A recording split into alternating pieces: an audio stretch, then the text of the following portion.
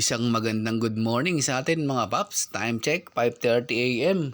Araw nga ngayon ng Huwebes at tayo ay babiyahin na naman bilang MC Taxi. At dito nga ay sinusuot na natin ang ating Joyride uniform. Tayo nga ay mag-gear up na para mag-ready na sa ating pagbiyahe ngayong araw ng Huwebes. Dito nga ay sinuot na natin ang ating chest bag, lagayan ng wallet, lisensya at ng ating shower cup. Dito ay nakaredy na rin ang ating half-face helmet ni Joyride para sa ating customer. At syempre ang ating full-face helmet. At syempre ito sinusuot na natin ang bonnet para hindi dumikit ang pawis sa ating helmet. Nagil on na nga din natin ang pagiging online sa ating Joyride apps para tayo ay pasukan na ng ating unang magiging booking. Kinalaunan niya ay makalipas ang 5 minuto ay napasukan tayo ng una nating booking. Ang pick-up location ni Ma'am ay sa Pasig Green Park at ang kanyang drop-off ay Senator Hill Puyat, Makati. Medyo long ride ang una nating booking na ito. At ito ay nagkakahalaga ng 177 pesos na pamasahe. Bago nga tayo pumunta sa pick-up ni Ma'am ay tinawagan muna natin siya. At pagsagot niya ay sinabi na natin na pupunta na tayo sa kanyang pick-up location. At ayun, tuloy-tuloy na tayo hanggang sa ma-pick up natin si Ma'am sa kanyang pick up location dito sa Pasig Green Park.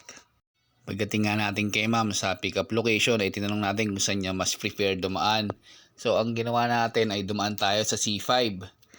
C5 tapos nag-Doña Julia Vargas tayo. Tapos EDSA tapos yun na sa Makati. Umiwas tayo na Ortigas Avenue dahil sa mga oras na ito ay traffic doon.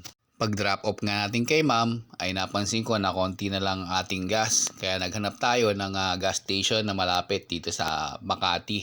Nag-ikot-ikot nga rin tayo muna dito sa bandang Makati. At nag-aantay tayo ng booking na pabalik sa Cainta Rizal. Sa mga oras nga na ito ay 6:30 AM na. Kaya hindi tayo kumukuha ng booking na papalayo. Baka kasi mali tayo pagbalik.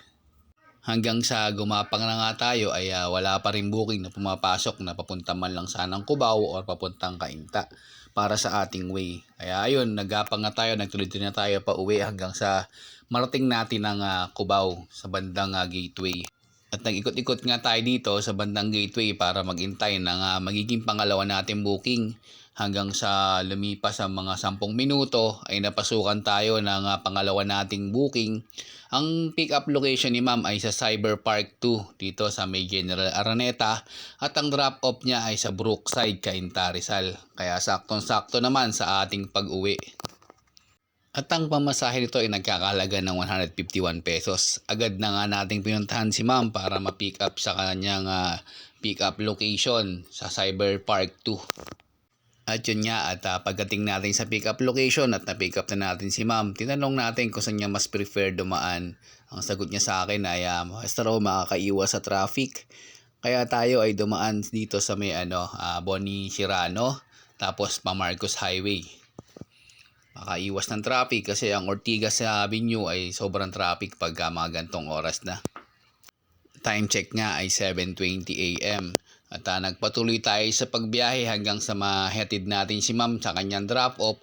Dumating tayo ay 7:48 AM. At yun nga ang ating naging huling booking si Ma'am. Kaya ang naging booking natin ngayong araw ng Huwebes ay 2. Malaki man o maliit ang ating kinita, importante ay nakauwi tayong safe sa ating pamilya. God bless sa atin. Ride safe always mga paps.